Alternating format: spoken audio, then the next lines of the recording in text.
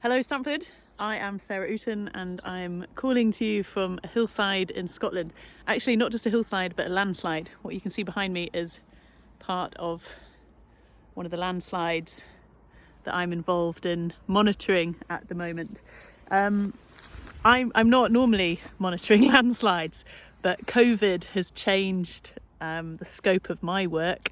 My work involves a lot of people being together generally, and so that's all changed. And an upshot of that is that I've had an opportunity to have a go at other roles. So I've worked as an autism support worker in the last few months, and I'm now up here in Scotland as part of a safety team for a geotechnical, isn't that a cool word, a geotechnical company monitoring landslides for the safety of a road through this beautiful glen.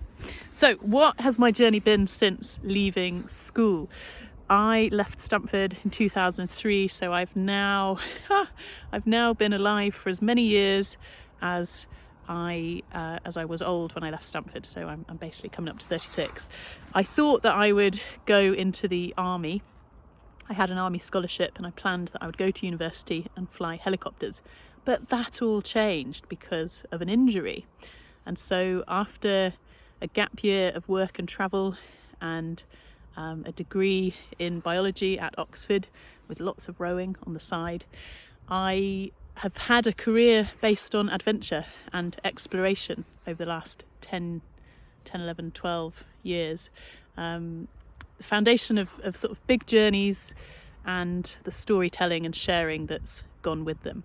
And that storytelling and sharing has been a mix of filmmaking, writing books, writing articles, writing chapters in other books, and sharing through speaking and education sort of workshops and so on. So it's been rich and varied in terms of experience and learning and the skills that I've had to kind of develop as I go along.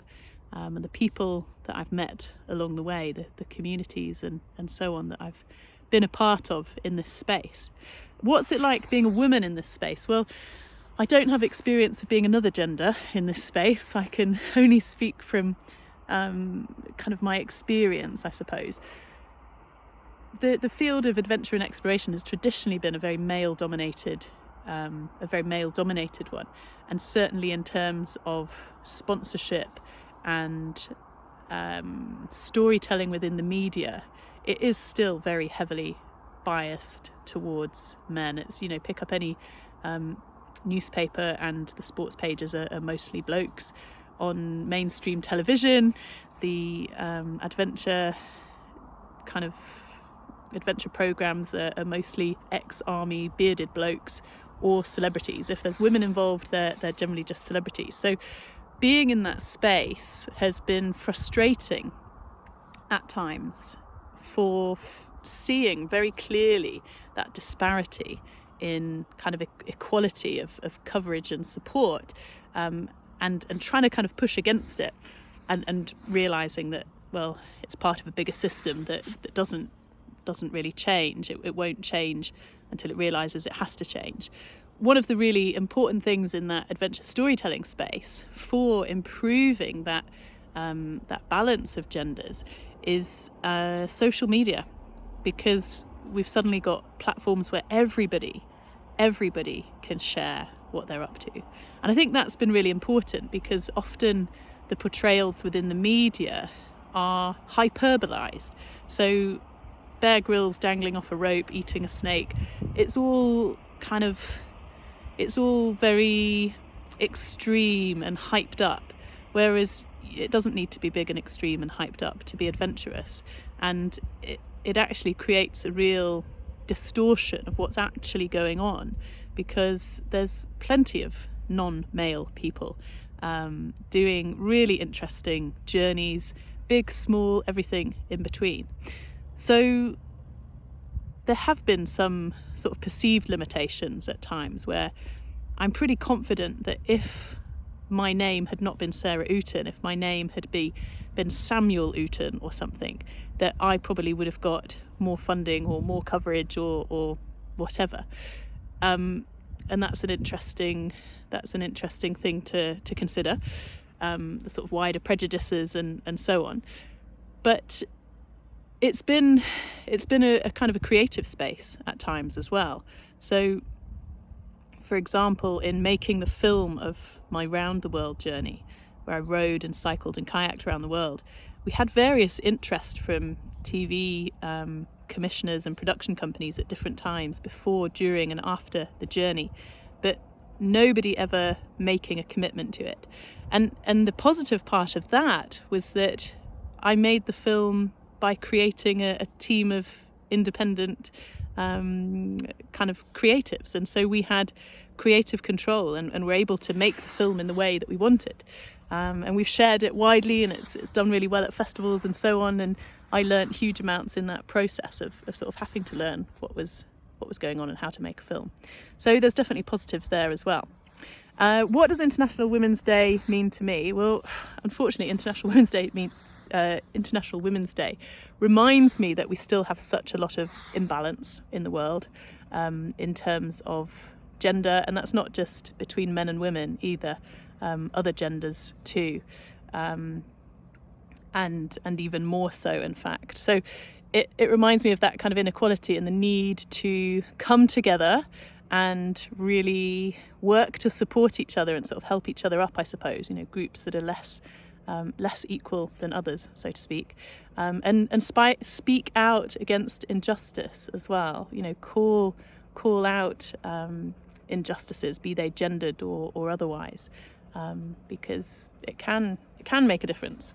It can help inspire or empower people to know they're supported, perhaps on an individual level, and then if enough people start making noise about it and push for change, then eventually change happens on a bigger level. So talking of empowered there, one of the questions I was asked to answer was, when have I felt empowered during my career in my industry?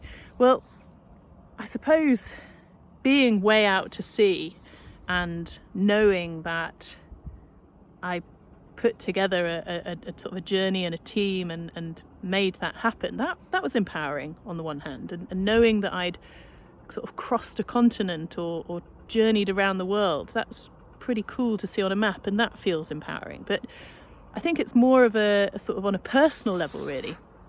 For me, the times where I've felt most empowered recently has been around realizing that I have choice about how I respond to things. Because to me, empowerment is about choice and agency and kind of being able to do or be what you want to be.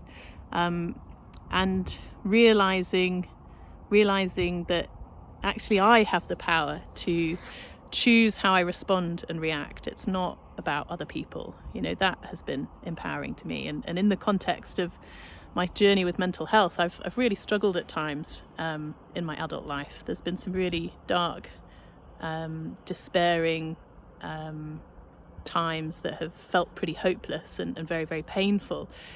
And my biggest learning there has been about the importance of acknowledging and accepting that vulnerability and kind of going, well, that's what's happening right now, and that needs to happen. And being open with that and to that and sharing it with others enables connection. And I think connection and community is so empowering. And for all those journeys where I've been the engine behind where I want to go, across an ocean or around the world, that's been great. But actually, the most empowering thing has been the community of people that's helped make that happen. So yeah, kudos to community and empowering each other. I think that's all from me for now. In terms of advice, be brave and be kind and be curious. Be open to the flow of things, to things changing, and rest in that place of not always knowing what's going to happen or what you want to happen even, but follow your values, what's important to you, and yeah, be kind to yourself. Take care and go well, Stamford. Goodbye from Scotland.